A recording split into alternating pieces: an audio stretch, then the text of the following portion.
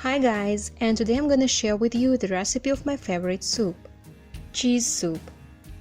It occurred to me the other day that we all may cook it differently. So this is the way I prepare it.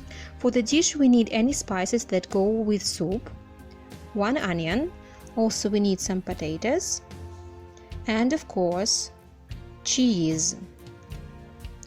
Oh, and don't forget 1 carrot. By the way, my secret ingredient is oat flakes. First, I'm going to dice the potatoes carefully. In order not to spoil the tablecloth, I do it on the carving board. Make sure that the cubes aren't big. My mom keeps on saying that the small ingredients cut, the tastier the dish is in the end. Actually, she merely wants me to learn how to cook it perfectly, because my mom is really into preparing meals. She does it daily without a fail, not like me who approaches the stove once in a blue moon. Anyway, she has taught me a lot. For example, how to cook simple but filling healthy foods such as macaroni with cheese and vegetables, porridge, something what is easy to make and what doesn't take a lot of time. So I can admit that I like nothing better than home-cooked dishes. And as for the cheese soup, it's my mother's specialty, and this is the reason why I find it mouth-watering and appealing.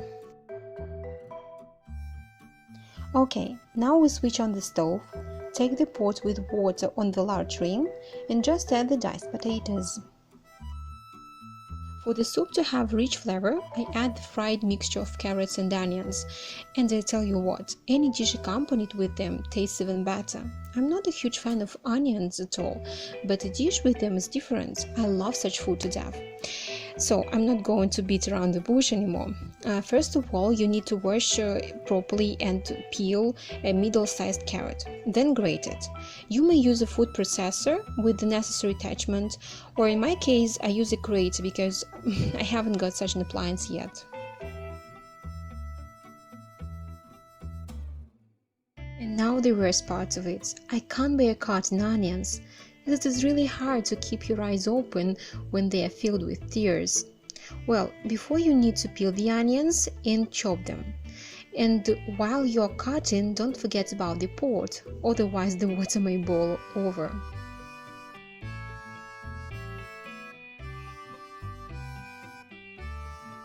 Until the water with the potatoes boils, you should heat the frying pan and fry the mixture of carrots and onions. Of course, grease the pan with oil before using it.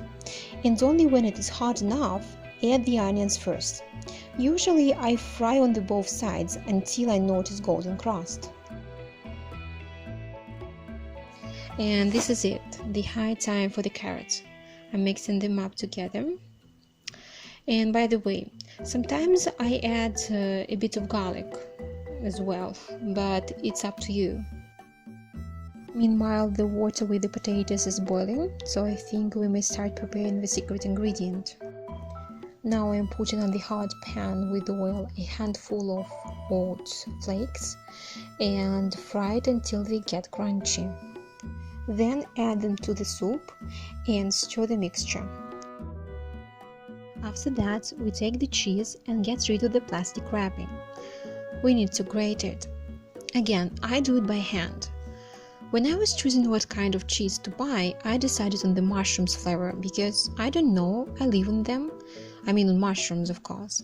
They always whet my appetite. Maybe it's more the smell of them that makes me add mushrooms everywhere if it's possible. Now I guess the soup has been boiling long enough and we can add the ingredients left. So I'm mixing it with the cheese first. I'm stirring it in order to be sure that the cheese will be melted. Right after that, I'm adding the carrot. Then cover the pan, turn down the heat and leave the mixture to simmer for about 15 minutes. To be more exact, you need to keep cooking it until it's tender. Finally, I'm going to flavor the soup with spices. But while you're cooking, don't forget to taste it, to check and to add more spices or whatever it needs. At last I can say that it is marvelously satisfying and just to my taste, which is very good because I'm so hungry and I could eat a horse.